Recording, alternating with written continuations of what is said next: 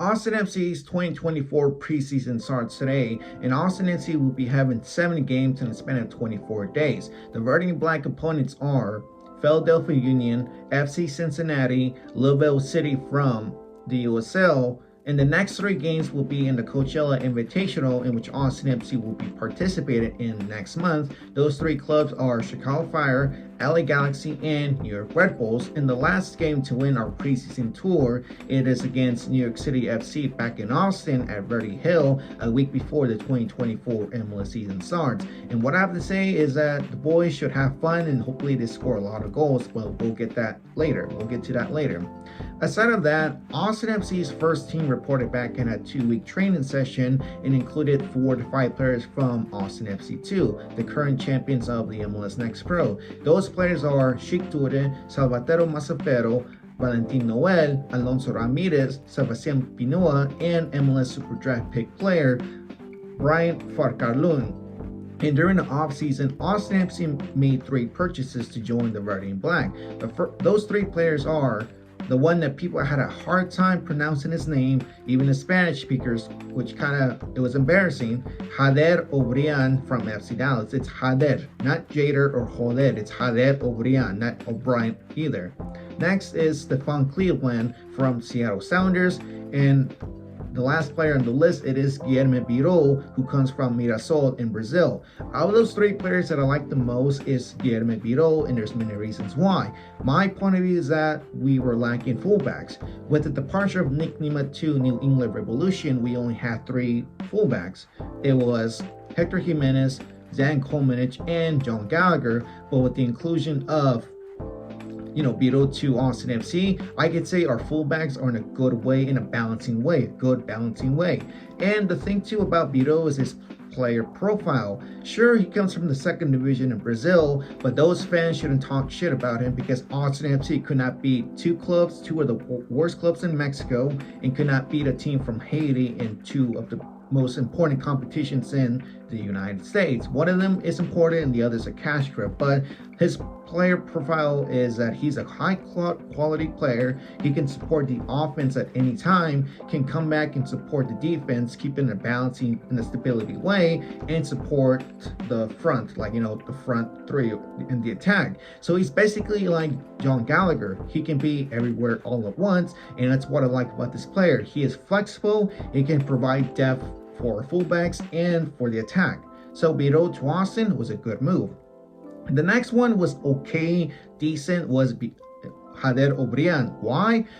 That's the thing that irritated many Austin FC fans, was that why do we get FC Dallas rejects to join Austin FC? But in a way of saying, it's good for us in a decent way, an okay move, because Austin FC at the moment don't have many wingers either. We only got is Rigoni, Ethan Finley, and CJ Fodry. Memo Rodriguez, we could not get his contract or make his contract extended, and we released Ronnie Redis. So with Obrian to Austin, he provides that depth in the winger, provide more, and what I like about this guy is his speed. He is fast as hell. I could say that maybe Fodry and Obrian could be in the same pace, but Obrian could easily be Rigoni and Ethan Finley in that, let's say a 1-mile run. Obrian will beat both of those players.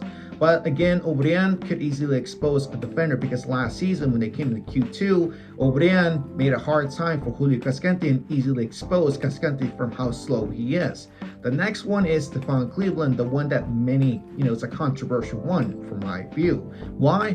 Damian Loss. That's the one thing that people got worried about, because why is Stefan Cleveland joining Austin FC? Well, to be fair, is that Cleveland has more experience in the MLS than Damian Loss, and rumors are saying that Damian Loss will be joining the USL club Louisville City for the 2024 season. I could say it's a good move for Loss because Loss needs to develop more in a different league to see what it's like to play in different leagues, and he gets first team minutes in the USL club. So it's basically he has to embrace the struggle until you succeed. So hopefully Damian Loss gets a good chance in the future in case, either Stuber and Cleveland leave, or, have Damian Loss as a first team goalkeeper if Stuber gets traded to another club. But again, Biro is a good move, great move.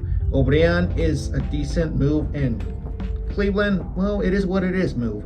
But my advice, or what I have expectations for this preseason, is that Austin FC should build chemistry, should have an idea what it's like to play with Austin FC 2 players, and also test out the Austin FC 2 players in this preseason, because they're next pro players, they're next pro champions.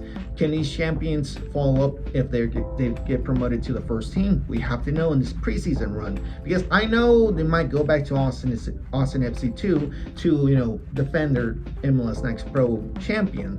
But again, if we see expectations exceed for these Next Pro players, I would say promote into the first team club if they did a good performance. Another thing is that if you want to win games, you have to score a lot of goals. Last year, Austin FC was terrible at scoring goals. There was like a month, close to 2 months of scoring no goals until it was broken from Emiliano Rigoni, which people were saying he broke the seal. But we have to score more goals in this preseason and create new ideas. Just like Matt Doyle said, that upset a lot of Austin FC fans, is that Austin FC should focus on scoring goals and create new ideas rather than getting points and winning trophies or winning games, because this club can't succeed to, they cannot have great success if you can't score goals or just do something good about it. But again, Austin FC, my point of view, are they ready for 2024? Not yet, because we don't have a full completed squad. This squad might be ready for some, but we don't look great in the season coming up in 2024. But probably I'll talk about it soon. But again, I just want to give my full opinions about the players we got and how they should do in the preseason. Again, my name is Vanilla Mixon 17, and I'll catch you guys on the next one.